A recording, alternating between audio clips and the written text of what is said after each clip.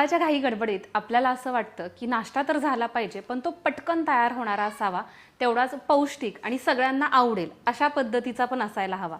बरोबर आहे ना? त्यासाठीच आज मी तुमच्याबरोबर आंबोळीची रेसिपी शेअर करणार आहे. हो, पण ही आंबोळी करण्यासाठी तुम्हाला कोणत्याही प्रकारच्या फर्मेंटेशनची आवश्यकता नाही आहे किंवा खूप जास्त लाँग प्रोसेस करण्याचीही गरज नाही आहे. अगदी झटपट म्हणजे अगदी 15 मिनिटात म्हटलं तरीसुद्धा तुम्ही ही आंबोळी तयार करू शकता. आणि एक महत्त्वाची गोष्ट सांगू का, जर तुम्ही वेट लॉस करत असाल तर त्यासाठी सुद्धा तुम्हाला ही मदत करेल, त्यासाठी सुद्धा तुम्ही खाऊ शकता. चला तर मग भन्नाट अशी ही झटपट होणारी पौष्टिक आंबोळी कशी करायची ते पाहूयात.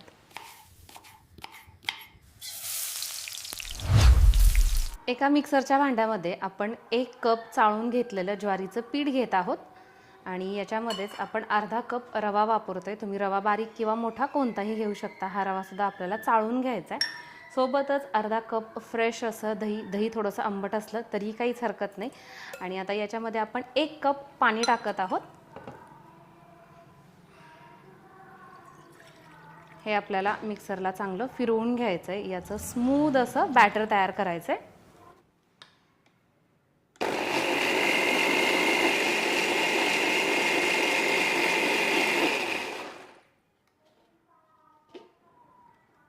ह्याची जी कन्सिस्टन्सी आहे ना ती अशा पद्धतीची आहे, फ्लोईंग. आणि याचं जे बॅटर आहे ते सुद्धा छान एकदम स्मूथ अशा पद्धतीचं तयार झालेलं आहे.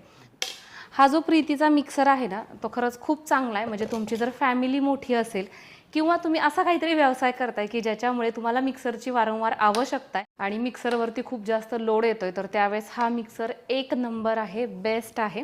तर तुम्ही याचे भांडे पण बघू शकता, असे खूप मोठे मोठे ऐस पैसे आहेत, त्यामुळे आपलं काम पटकन होतं. जर तुम्हाला हवं असेल तर हे प्रोडक्ट मी टॅग केलेलं आहे, चेक करा. तर इथेही तुम्हाला याची कन्सिस्टन्सी दिसते. हे अशा पद्धतीचं पीठ आपल्याला हवं आहे. तर इथं बघा, हे आपलं बॅटर अशा पद्धतीचं झालं. काय केलं तर मिक्सरचं भांडं विसळून याच्यामध्ये साधारण 2 ते 3 चमचे पाणी मी टाकलेलं आहे आणि हे अशा पद्धतीचं आपलं बॅटर तयार झालेलं आहे. आता याला साधारण 15 मिनिट तरी याला रेस्ट मिळाला पाहिजे. आता 15 मिनिट झालेले आहेत. याच्यामध्ये आपण चवीनुसार मीठ टाकून घेतो आहे. सोबतच आपल्याला याच्यात खाण्याचा सोडा टाकायचा आहे. 2 चिमट हा खाण्याचा सोडा आहे. व्यवस्थित असं हे एकत्रित करून घेऊया. तवा आपण घेतानाच नॉनस्टिकचा घेतलेला आहे, तरी देखील तव्यावरती थोडंसं तेल टाकून घेतलेलं आहे. थोडंसं पाणी टाकायचं आणि अशा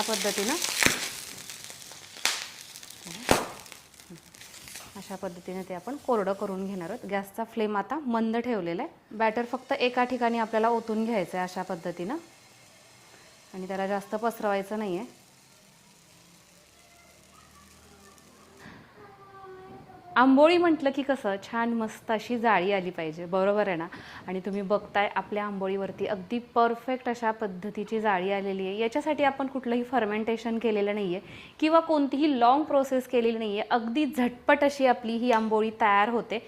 आणि महत्त्वाची गोष्ट म्हणजे अगदी पौष्टिक अशा पद्धतीची. म्हणजे जर तुम्ही वेट लॉस करत असाल तरी देखील तुम्ही ही आंबोळी खाऊ शकता.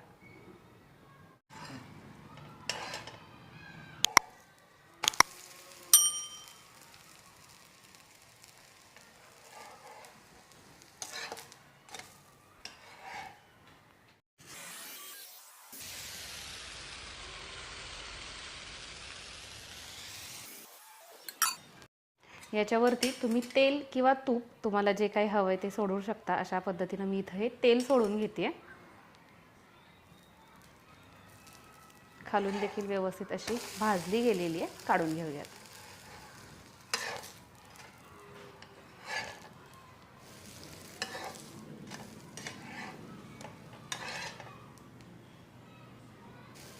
तर इथे तुम्ही बघताय मस्त मऊ लुसलुशीत तेवढीच जाळीदार आणि झटपट तयार होणारी अशी आपली ही आंबोळी तयार झालेली आहे. हवी तेवढ्या वेळी अशाच पद्धतीची लुसलुशीत राहते बरं का. आणि इथं तुम्ही बघू शकताय आपली ही रेग्युलरची चटणी आहे. तुम्ही ही कशाबरोबरही सर्व करू शकता. अगदी परफेक्ट मस्त झालेली आहे. तुम्हाला सांगू का, थोडीशी वेगळ्या चवीची लाईट वेट अशा पद्धतीची ही लागते. घरी एकदा तरी ट्राय झालीच पाहिजे. जर अशाच छान छान रेसिपीज तुम्हाला पाहायच्या असतील तर रेसिपी शो या आपल्या चॅनलला आत्ता सबस्क्राईब करा परत भेटूयात एका नवीन रेसिपी सहित. तोपर्यंत बाय.